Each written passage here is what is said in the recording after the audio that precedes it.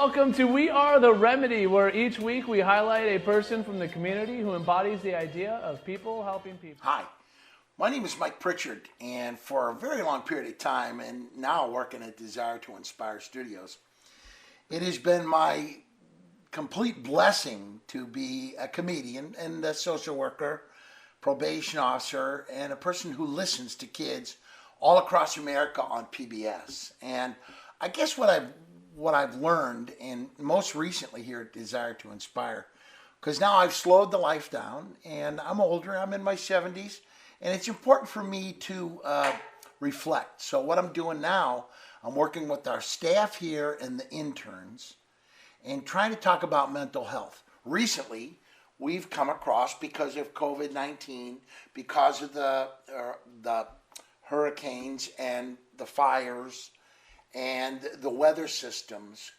causing levels of somewhat, I guess there's no other way to describe it, as despair, anxiety, overfraught with fears. And what's important for us here and what we do with my young staff of young people that I've worked with for years and the young interns is to kind of guide to a higher level of medicine, of what we need as a delivery package. Well, joy is the most important thing. When I was a kid growing up, I had the most wonderful mom and dad. They were amazing. You know, my dad was like one of those World War II pops. He had one of those $4 haircuts, $1 for each corner. And it was hilarious. You know, the top lines of the World War II, Dad: "Stop crying before I give you something to cry about. Do you want me to come up those stairs? Do you want me to turn this car around? You want something to cry about? I'll give you something." Now, I miss my pop every day. I loved him. I think what I talk about all the time is that my dad and my uncles were my heroes when I was a kid growing up. It wasn't sports guys. It wasn't Fess Parker and Davy Crockett. Not one person out there knows who I'm talking about now. But anyway, I think it was my uncles. And I knew what my dad and my uncles and my mom and their wives had done for freedom in the world. There was a dark path that had happened, and as President Eisenhower said, when it came to World War II, you know, this is Stephen Ambrose, the professor, "We sent our best, they did their best, and the world was saved from evil." Wow. Ike Eisenhower said when it came to Normandy, I don't think my boys knew exactly what they were fighting for, but by the time that they got to Mauthausen and Auschwitz and Dachau, they knew exactly what they were fighting against. Hate and ignorance, anti-Semitism, of violence, of tyranny and aggression that caused a fear in all of Europe.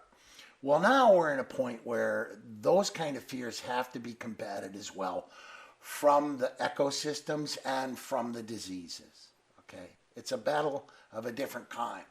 But fear, as I always tell kids, is the little dark room where negatives are developed. So what I want to project to everybody and amplify out there is we've been listening here at our studios to many of the young people that are taking their own lives and numbing their own lives until they're gone with drugs and opioids. And I think what we all want here, and this is the guidance that I bring to you, is that laughter, joy, spirituality, connection to the greater good, kindness, friendship, community, unity. Those are the things that are really the most powerful gift to all of us. This is what we amplify and project here. Be the medicine for a better world. So I think back about my pop and all the things that had happened when I was a kid growing up. My mom was a Catholic school teacher who was hilarious and tough, and she built in me an inner spirituality. When I talked about this not too long ago, I was talking about my mom had 4 kids right in a row, 44, 45, 47, 49. And by that point, she had what I would call, there's no doubt about it, she had postpartum depression. And I had a dream of her telling me that when I arrived, I had brought joy with me. And I would rub her back, and I would say, Mommy, don't worry. Everything will be okay. I love you, Mommy. And she said, it healed my heart, that hopefulness. We have a whole generation of young kids who are coming our way that are brilliant, neurodiverse kids, like caterpillars that have crawled into the space of becoming incredible butterflies of wisdom. That's how best I assess it. I know this because when I'm talking to them, okay, picture I'm talking to little kids and I go, hey, boys and girls, who takes care of the plants and flowers because they need fresh air, sunshine, and love? And this one little kid goes, no. I go, who said no? I did, because my dad grows trees in his closet. Well, we all started laughing. We were all laughing. But then, along with the laughter, comes a kid talking about friendship. I go, hey, watch your temper, because, anger past 30 seconds is ego. And the kid goes, and the ego is not your amigo. Wow. Wisdom. These neurodiverse kids are arriving with incredible compassion, reflection, and I want to fill your heart with hope, because when I feel it from them, I want you to feel what I'm feeling as I listen to them. I don't teach them anything. I learn from them. Now, I'm talking to this little kid one day, and I says, hey, don't overstand people. Understand people. And one of the little ones goes, Mr. Mike, don't you think as well we need understanding? And I went, wow. A little kid could teach me more, really, truly. A little kid could teach me more than my college professors. I'd never heard the word understanding, ever. Not from a psychiatrist, a psychologist, not in a textbook. Understanding. Wow, what a word.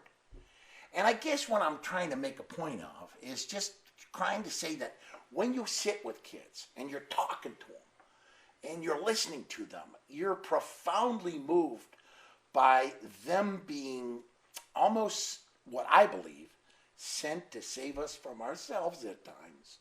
So picture, here I am talking to kids who are, what they call neurodiverse.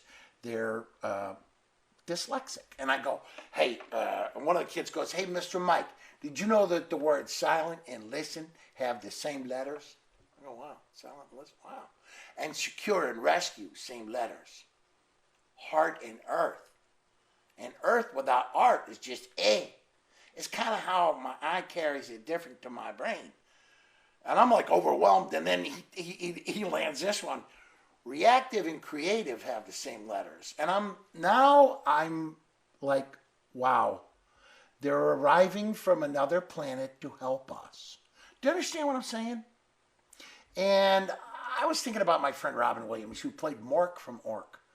And he opened a pathway for my generation when he was playing that role. From another planet comes answers that can help us in how we think and respond to things. So the kid says to me, I look at things differently, Mr. Mike. Did you know blame is me at the end of blah, blah, blah? And shame is me at the end of shh, shh, shh. When I tell people that, they look at me and they think preposterously that I've made this up. I'm not that smart. I'm not that wise. Dr. Martin Luther King said, there'll come a time in your life when you can do the right thing or look the other way. If you look the other way, you're already dead inside. Well, you'll go on to the end of your days never knowing who you could have been, what you might have accomplished, and what you were intended to do. Because you looked the other way when evil and cruelty and smallness and narrow-mindedness had taken its way in your community. Profound, those words. But profound to us, to teach us that we have to teach our kids early and often, as much as we can, to include everybody in community unity. Notice, see the sorrow, see the pain. A great writer, Aeschylus, a philosopher, said, with every drop of pain on the human heart, wisdom grows. Well, the same with laughter. When you can bring the heartfelt joy, the belly laugh into a day, you're doing your best. I remember talking to seniors one day, and I said, what's the best part of turning 100 years old, to one of the Marines at the Marines Memorial in San Francisco? And he looked at me and goes, the absolute lack of peer pressure. Well, it can't get better than that, right? It cannot get better than that. Because you start to realize that even when we age, we can be the giant redwood of neuroplasticity. We still find things to laugh at and respond to and create in our brain, even when we're struggling, as our body is sometimes debilitated. The human spirit, the human heart, can explore other avenues into the brain, into the heart, to teach us to respond to resiliency, laughter, joy. Not be complacent with not being creative, no matter what age we are. Now, when you work in hospice, and I have for many, many years, because I was a medic in service taking care of wounded, and what I learned was pain shared is pain divided. Compassion shared is compassion multiplied. And more importantly than anything, that we have the ability to heal other human beings if they're badly wounded in a war, and we take time to get into their eyes, and when we might be scrubbing their wounds and encouraging their spirit to just not be so angry because they're hurting so badly, we can help them begin to heal the outer body. That same application applies to the insides, to the inner standing. Teaching people that one of the great resiliencies of life is just plain old laughter. In hospice, they say some of the leading causes of regrets are they wish they hadn't worked so hard, right? And folks, think about this. No matter how rich and powerful you are or how important you get to be, on the day you die, the size of your funeral still pretty much depends on the weather that day. And second, at the end of the chess game, the pawn and the queen and the king go back in the same box, right? We're not going anywhere with it. The pharaohs of Egypt thought they were taking it with them, but it's actually at the Rosicrucian Museum in San Jose, California. It's still there.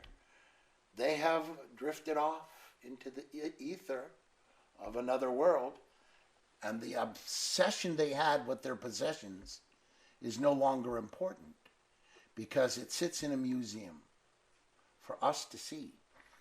So there's wisdom applied there. So second thing is they wish they had been more gentle to their family and friends. Kindness is important. As I tell little kids, the best ship to sail on, friendship. Being kind, loving, connected to the greater good. I used to tell parolees when I would work with them that, karma has your address, which for many of you that might not be familiar with the term is what comes around goes around. If you give out hate, and you know what? You know how I know that? Because when I'm talking to kindergartners, I go, light brings light. Hate brings hate. Darkness brings darkness. Anger brings, and one of the kids stops and goes, a lot of anger. So you know that they're smart. One of them said, we got to teach people not to be hater-taters and raise hater-tots. Another one I learned, which was, don't let their bad day be your bad day, or your bad day be their bad day. Don't play angry tag with people. Wow. Think. Wow. He's 5. But he already understands. He's arrived in wisdom, and maybe systems are trying to teach that out of him, that emotional wisdom, that heart wisdom. So the longest journey is the 14 inches between the brain and the heart. A great teacher named Helen Keller was, oh, Miss Keller, it must be hard for you to be blind. And she responded, it would be if I had no vision. We see with our hearts.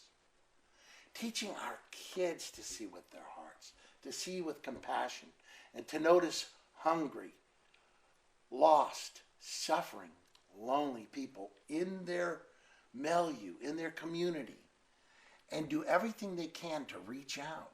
Now, I was talking to a kid one day, a very smart kid. I said, how do you describe your depression? Yeah, Mr. Mike, depression's like when you're encapsulated in a large glass glove and you can't reach out and touch anyone. And no one can reach in and touch you. And unless your heart and spirit shatter that globe from the inside, or you allow a family member or a friend to shatter from the outside, you could remain entombed, unable to touch, unable to feel, but going through life pressed up against the snow globe numb. Know what I mean, sir? He's 14. He'd lost his father. He lived in Philadelphia. It was his struggle in a blue-collar community, but he had a gift of being an artist. And in that artist's soul is the survivability, the wisdom, the connection to resilience, bouncing back from hardship. Not just being you don't want to just be a survivor. You want to be a prevailer and overcomer of hardship. How do we do that now? Well, for all of you folks like my young son, who's a doctor in New Orleans, after having left New York, he went from frying pan to fire, and he's down there doing it. And each day that I try to talk to him about it, I think that what I learned in triage is this: do your best, take care of those who are right in front of you. Do everything you can to save them, encourage them, lift them, shift them, and gift them. And then you must move on. And that goes for emotional sorrows and pain for all of us. And that goes for physical. And that goes for spiritual pain. Do what you can to fill their spirit and their heart and their emotions and their physical body with those medicines that will be generous to their recovery. But then we must move on. There's many wounded. Close to 700,000 have passed away so far from COVID. Many more are at depression level because of these things. What teaches us most is we are connected in a human way. I've been a social worker all my life, and I know that little kids teach me resiliency. They're astounding. They're amazing in what they teach. I was talking about one of the kids, we were at one of the high schools, and he got up and proffered his anxiety in front of the entire school in Pismo Beach. He says, you know, you call me the school loser, the school loner, the school sniper, but you don't know my heart. I have Asperger high-functioning autism, and I sometimes can't stand loud noises, so I self-isolate in the library. I self-isolate in the cafeteria. But all of you should get to know me. You should get to understand me, and you should try to become my friend, because chances are increasing that you might have a kid like me one day. And then what would you do? Wisely, if we think of that right now in COVID times, that cry for help from a young, anxious person, this is what we at Desire to Inspire Studio are dealing with right now. They're asking us for help. Why? Here's why. I'll tell you why. They're geniuses, and they're sent to save us. Look around. Who are the people that employ us? Branson, neurodiverse. Bill Gates, Elon Musk. Many of these women and men who are gifts to us, we have wounded through snobbery and judgment. And what all we're asking to is, remember that line by Mother Teresa, great teacher. She said, if you judge people, you'll never have time to learn to love them. Learn to love them first as the gift they are, the treasure they can become, and encourage that in them. I remember one time there was a bunch of wealthy folks when she spoke at a cathedral, and she said, a lot of you are here tonight to listen to me talk about my children starving to death in Ethiopia and India, but they're dying loved in their mother's arms. And some of your kids are sitting home tonight surrounded by objects you've purchased for them, and they are dying of malnutrition of the spirit. What we can do is teach them the priorities of life. It isn't objects that you have. It's humans that you're the medicine for. And it's just that simple in COVID-19 times, and fires and hurricanes and storms. These are the battles we must fight now. And the one way with Desire to Inspire Studio we've learned is to listen. Have you noticed that in the word heart is ear, E-A-R? Listening is love, right? And one of the great gifts is to listen to kids, to laugh with them, share with them, and to live from the seniors. Oh, man. I was telling this story about reading a book called Mostly Bob by Tom Corwin about two dogs that were completely divergent, but the one dog was being treated so well by Tom, and the other dog was kind of angry and barking and aggressive and kind of neglected. And when his dog passed away, mystically, ironically, in the book, Mostly Bob, it jumped the fence and came up to be treated well. And when I told and read that story to seniors, one of the seniors said, "You read that to me to make me cry. I didn't want to cry. You read that to make me cry because you knew you'd make me cry because I wasn't loved where I was before. And here at the hospice, I'm loved."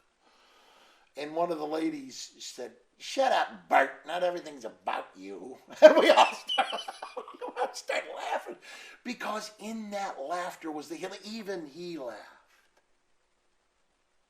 That laughter. That spiritual laughter. Now, I'm not talking religion here, folks. Religion is sometimes for people afraid of going to hell. And spirituality is for people who have already been there. How do we know what that is? The ancient Norsemen called it Wodan. The Hindu call it Wokan. The kahunas of Hawaii call it mana. The Hindu call it prana. The Chinese call it chi. The Japanese call it ki. The Hebrew call it Ruach HaKodesh. We Christians, we call it the Holy Spirit. Right? And my buddy George Lucas up the road here, "The force is with you. The force is strong within you." And this is what we need to get to. A spirit wind that teaches us compassion. As the Buddha would say. What is that? Now, when I work with young Marines, they were hilarious. They go, "Hey, Mr. Mike, you're always talking about consciousness and mindful. What are you even talking about?" And I go, "Well, to break it down, Mo walks up to Curly and the Three Stooges, and he goes, 'What are you doing?' And Curly goes, 'I'm thinking, but nothing's happening.'" Well, the key is to pour out all of the fears, anxieties, worries, hatred, ignorance, and allow that serenity in. Drink the serenity of nature, of connection to other human beings, of the medicine of people being healed and helped, feeding the hungry, helping the suffering, and noticing when people are hurt, and having that sense of compassion that when you're driving by a car accident really fast, maybe there is something for you to do that could be helpful. Because if you blindly close your eyes and drive past it, one day that could be you or your son or daughter. This is why when we had 9/11, which is today, on 9/11/2001, there was millionaires and billionaires at the top of the World Trade Center waiting to be rescued by working class firemen and cops, paramedics, construction folks going in to do what they could to save lives. Going up the steps, working class folks. Coming down the steps, tons and tons of folks who had abundance. But what do we learn? Okay? This is what I tell everybody. If it gets to a point where they don't want to pay for what is, clearly a claim that we have, we injured ourselves rescuing you, it's okay. As I talked to Father Kevin White up in Rockville Center, New York, I said, doesn't change my opinion. We still go. Because it's who we are. Laugh together, pray together, share together, eat together, community together, look out for each other. And that, I promise you, is the better way to live than gathering what you think is going to make you happy and doesn't. Who knew that? Ebenezer Scrooge. Ebenezer Scrooge. Dickens said he was a clutching, grasping, wheezing, skinflint and tyrant. No spark of generosity had been stealed from his nature in many a decade, but Scrooge, oh poor Scrooge, he was as solitary as an oyster in his pain. When I was talking to little kids, I said, man, can you imagine you have everything and all that power and all that money, and you're still angry and miserable about things, and you treat people bad?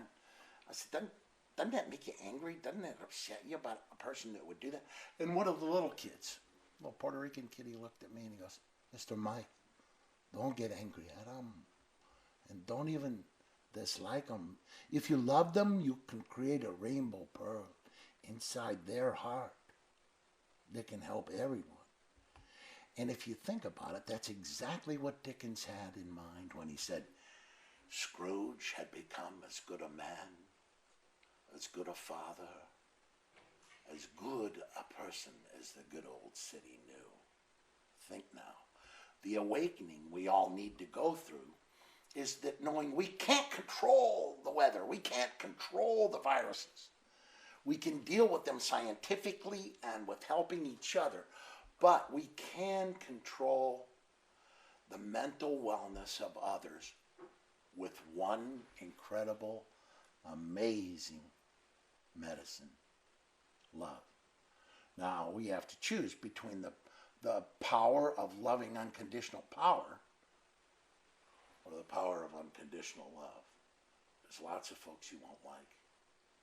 But if you can get past the differences, the diversity that you fear as you build walls or objections to this person or that person, if you can learn to forgive to live and live to forgive, oh, this might sound like some delusional idea that somebody weak would come up with.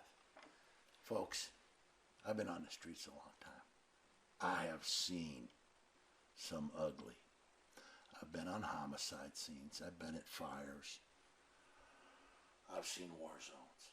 And they're not pleasant. But what I did learn is what every spirit is thirsty for is the compassionate eyes of the healer. The love of coming to help, to be a rescuer. A person who rescues and secures those who are suffering, wounded, hurt, hungry, thirsty, in need. It's that splashing kid in the middle of the lake that you feel a gut level intuition that you must go. You must go. That is inherent in us. If we stand and watch it, we won't much like who we've become. But if we go and risk all and save that human being,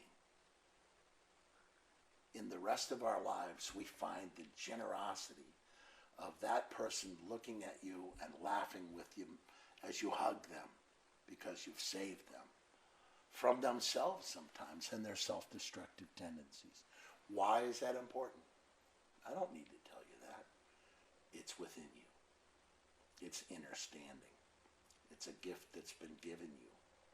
And the laughter of having been around folks rescued, those who have survived hardships and sorrows, pain, war zones, that doesn't need to be explained. Elie Wiesel said, hate is not the enemy of love. It is indifference. If we look the other way, as Dr. King said. So, it's not hate that we battle here. It's indifference. Don't allow yourself to become indifferent to the suffering of others and the world as we see it. We can change things. We can help things. Lift your hearts up. You don't stop laughing because you grow old. You grow old because you stop laughing. And that's when we're at our best. That's when we, as human beings, have helped with laughter, with joy, with heart, with compassion to bring the world to a wiser state.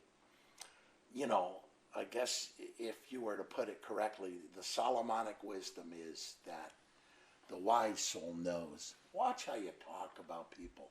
One of the old Native American jokes, stories is the owl is out there and he's looking down and he sees a snake that he might have for lunch.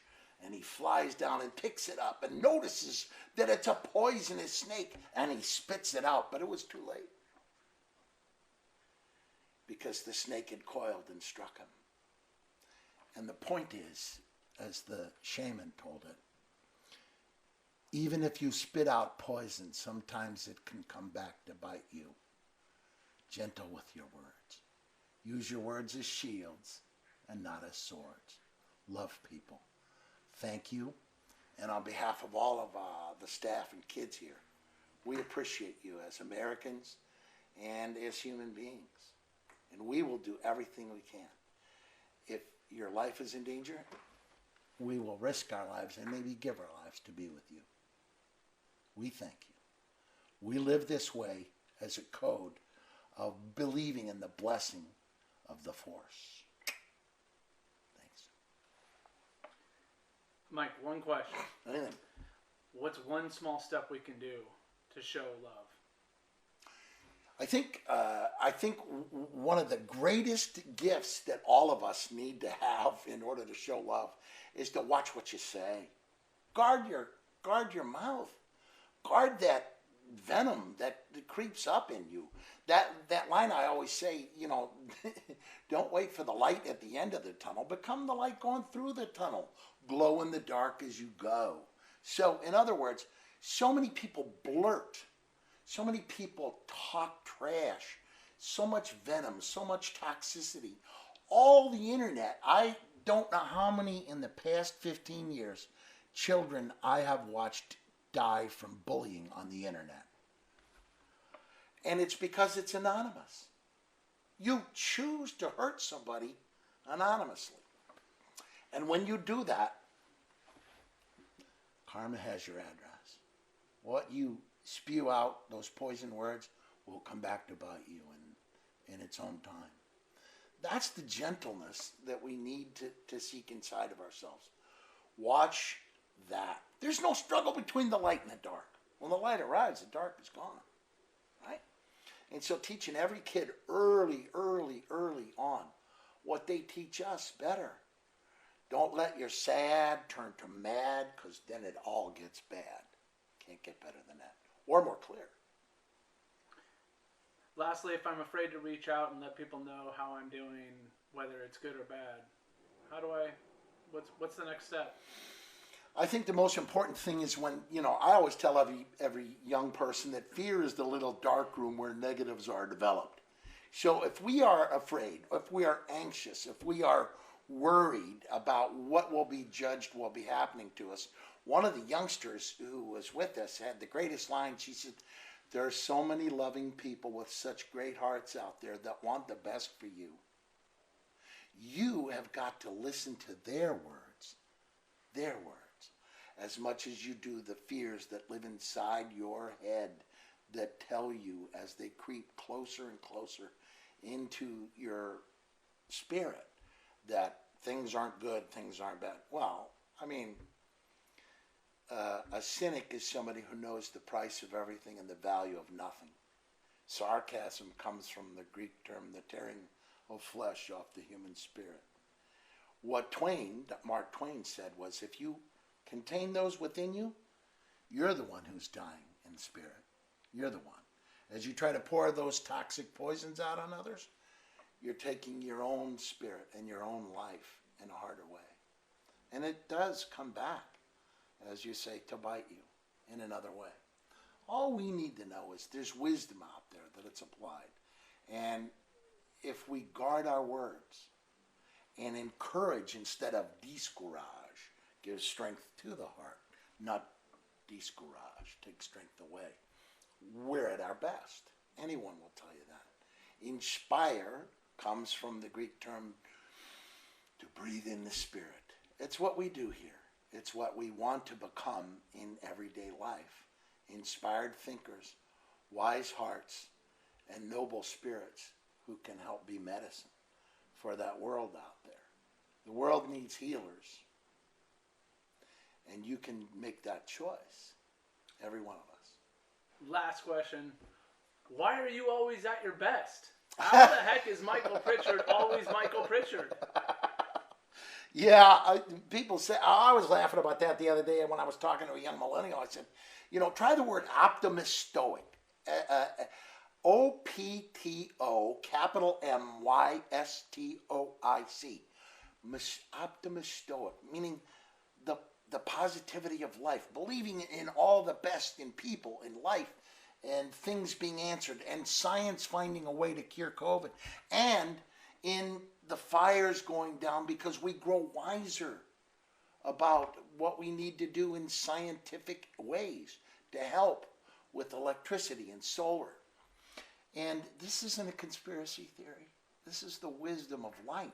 And so I said this to the kid, and he looked at me and he goes, yeah, but we're millennials. We live in a constant state of anticipation.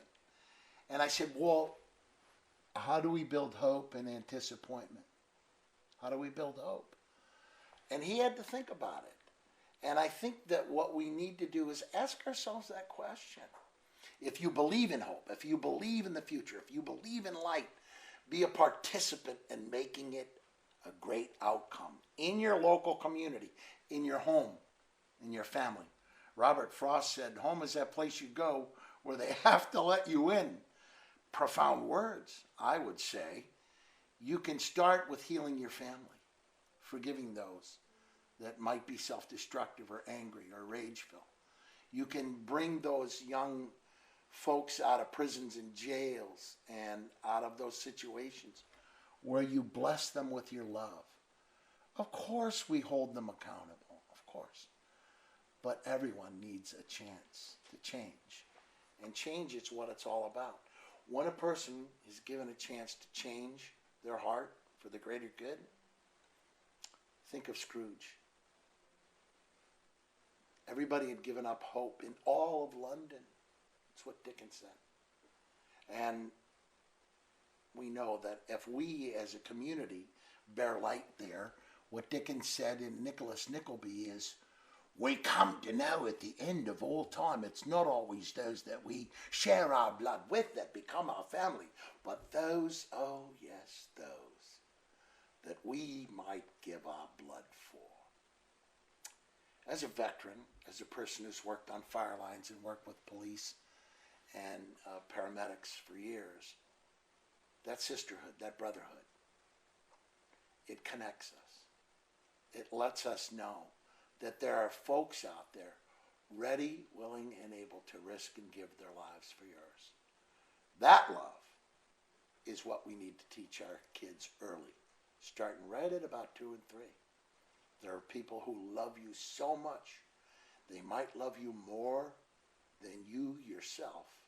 So help, come with us, and become one. So that was beautiful, Mike. But how are you always uplifted? What makes you tick? Why is Michael Pritchard always the amazing Michael Pritchard? Full of positivity, full of love, and always willing and ready to share. How is that possible? I think that I had a reservoir built in me from early childhood, that I had such a great life. I came from a big Irish Catholic family, very spiritual. I pray continually throughout the day to amazing, when I remember saying this one day to a group of really tough-looking bikers. I said, I don't know about you guys, and I see these Nazi emblems here, but I was thinking, every Sunday I go to church and I pray to a Jewish teacher and his mom. And they have helped me all my life to help guys like you when you go under a truck. And I get out, I pull my car over and I pull you out. And I blow back into your life with my breath, or I give you compression on the chest and you revive.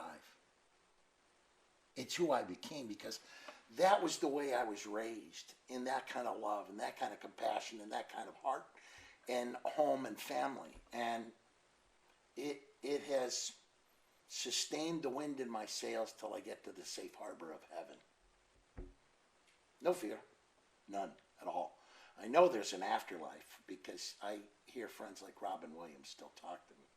Like right now, he's going, "Shut up, you've said enough."